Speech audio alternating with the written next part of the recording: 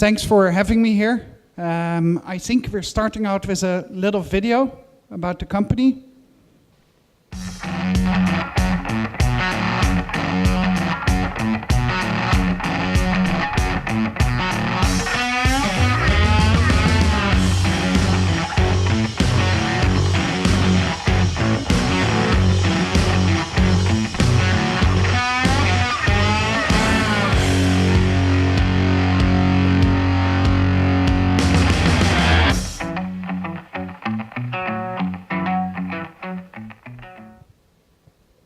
So that says it all. So basically I run a background screening company here in Asia. And I have made an effort also to explain that to my kids. I, for example, explained it to my 14-year-old daughter, telling her that she needs to be careful what she's doing on Facebook, because I'm able to actually screen that.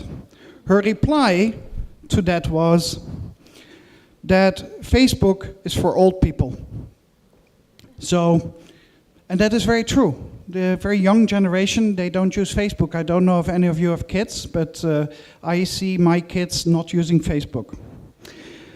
Nevertheless, let's go and talk a little bit about First Advantage. Our vision as First Advantage is to deliver innovative solutions using technology and insights that help our customers to mitigate risk and hire the right talent. In the introduction, there was talk about Tiger Resorts that have hired a lot of people to run their casinos. We have done all of their background screening. And it's an important thing to do because these people are involved with money. And we screen these people to help Tiger Resorts to avoid the risk of hiring the wrong people. Generally speaking, the most common screens that we do include criminal, employment verification, and licensing verification. The combination of the three has proven over the many years that we operate this business that we can help companies to really avoid hiring the wrong people and run into unforeseen liabilities. And we basically do the checks on 3 levels. So we will check on level 1 and level 2 on security. This is really around global sanctions, criminal check, and then we screen on competence. And competence is really around education and employment. And the 3rd level is around reputation.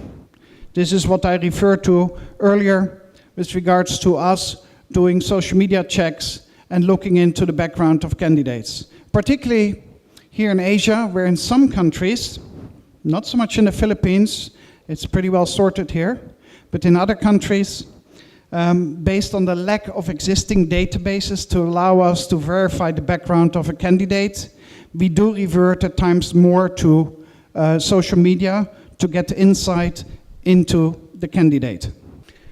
So really, what it is all about when you do background screening, I get these questions a lot. And I want to give you an example. Here we go.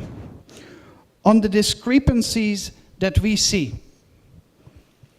So when I look in Asia in 2017, and you look on the left-hand side, you can see that of the 2 million checks that we did in 2017, we will find major discrepancies in roughly 20% of all the cases. And now, clearly the question is, what is a major discrepancy? And on the right-hand side, you can see that split out. Of the 20% where we see a major discrepancy, most of it is related to employment. What does that in effect mean? In effect, it means that candidates have a tendency to fill gaps with regards to their employment by extending or shortening the period that they've worked for a certain company. They will put on names of companies that they have not worked for, and things like that. 28% is database related, and also a substantial amount is discrepancies we find in terms of education. What we call paper mills, organizations that operate out of countries like Pakistan that will offer fake diplomas are taking it on a daily basis to the next level, and it's we are playing cat and mouse with these type of organizations to make sure that we can find and track fake diplomas when and where they're used. It might please you to know that the level of discrepancies, major discrepancies, in the Philippines is comparatively lower than in China, which maybe is not so much of a surprise. Now, I also have this slide for the Philippines. Roughly the same, we see a major discrepancy of 19%. Employment is a little bit higher in the Philippines.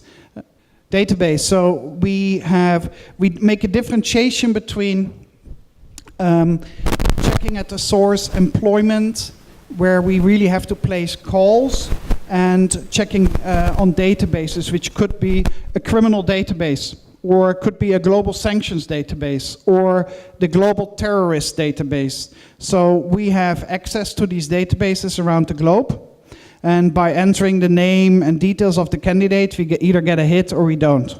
For employment and education, we tend to, well, not tend, we go to the source every single time. And this is also what differentiates us from many of the other players. We will always go to the university of the education, to the source, and we will always call and go to the source when it comes to employment. Does that answer your question? Good. So it's more or less the same picture for the Philippines. The discrepancy on employment is a little bit higher. And we have customers that define major and minor discrepancies a little bit different. And we leave that up to the customer. We only present the facts. The interpretation we leave to the customer. This is also to benefit the candidate and allow for an objective approach to deal with these type of matters. Let me talk about First Advantage in the Philippines. Many global organizations really come here for BPO. Of course, so are we. We have I run a fairly large operations business here in Manila, but equally important, the Philippines is a very substantial market for First Advantage. And the reason for that is that there are many BPO organizations, in particularly Manila, that want to be globally compliant and use us to screen the people that they hire to be able to provide a higher quality towards their global operating customers. And that is where we come in. We have more than 12 years of experience in the Philippines, both in terms of our operations business and in terms of our sales organization. I don't know if Mike is in the room. Can you stand up, Mike? He's the guy to talk to. You can't miss him. Good man. And 80% of our manpower in the Philippines is client-facing. We do a lot of searches in the Philippines, and we've been growing on an ongoing base, and I suspect if we keep going at the trend we're going, we see that a lot of organizations in the Philippines are picking up on it to really satisfy the needs of their global operating customers. I came up with 5 elements that organizations need to think of here in the Philippines to help them operate on a global scale. And the first one is really about moving towards global consistency. Many of our organizations, many of our customers, I would say almost all of them, are organizations that operate on a global scale or at least a regional scale. And they all have reverted to background screening, mostly triggered by one event or one case where something went terribly wrong. And then they decided, as I would like to call it, to buy sort of an insurance that it doesn't happen anymore. Most of the organizations needed a compelling event to actually move towards screening all of their people that they hire. Now, if you implement a background screening in your organization, a key factor to be successful is you have to do it in a global, consistent manner. You can't screen in country A using a certain set of checks and then doing it in a different way in another country.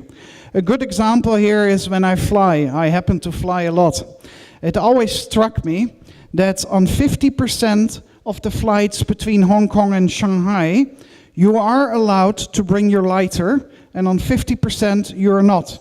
Let me explain that. If you board a plane in Hong Kong to Shanghai, you can bring your cigarettes and your lighter, which I don't do anymore because, as I said, I quit smoking. Now, if you fly from Shanghai to Hong Kong, exactly the same plane, just on the way back, they take your lighter away. That is inconsistent, and I never understood that. For background screening, it is very, very important that if you want to be perceived as a player that operates on a global scale, that you apply global, consistent standards. The second thing is, consent matters, regardless of the country where you are. And consent is, because there's a lot of confusion when we talk about background screening, and I get these conversations in an informal and formal manner all the time, between investigative research and traditional background screening. Investigative research is really private detective type of work. We're not going to ask you, we're just going to do it, right? We do not do that at First Advantage. We will not do it today, we will not do it tomorrow, and we have never done it, and I have no interest to do it. It is private investigator type of work. At First Advantage, we always ask for consent of the candidate. With a fast-moving world, with new standards kicking in almost on a monthly basis, GDPR in the UK, local legislation here in the Philippines, changes in Hong Kong, etc., we are always on top of the ball to make sure that we comply to these standards and help organizations mitigate the risk of getting into trouble by collecting data from candidates that they should not be collecting. By putting in place consent, we are managing that risk for our customers. Even data needs a passport. With all the changes with regards to data privacy security, it is important that we also offer to our candidates and our customers the opportunity to have data removed, to manage data, and to really look at candidate data as a holistic passport and allow the candidate or the customer to change, edit, remove, or add information to that at any point in time. And this is probably one of the most important and substantial elements in terms of you being able to conduct constructive background screening. When you screen people and you work with databases, you have to be sure that you're using databases that are, in the first place, legally acceptable. In the second place, you have to be able to trust the returns that these databases bring. And thirdly, you have to make sure that you look at these on an ongoing basis, because databases change over time.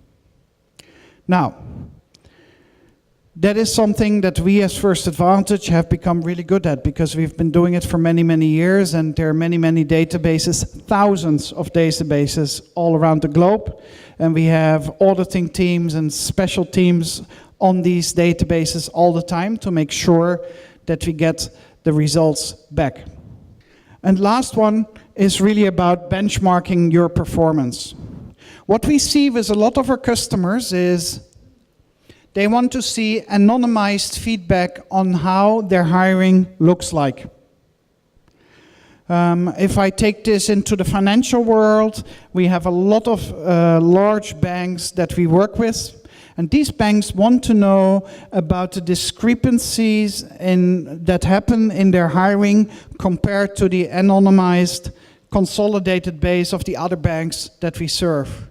And this then helps them to further fine-tune their recruitment process, and on top of that, benchmarking the performance is also important to help customers to not be a roadblock, being First Advantage, to hiring new people quick enough. We have a lot of banks, not only banks, but also insurance companies and other organizations that cannot proceed to hire and have these people work prior to the background screening being completed. Thank you very much.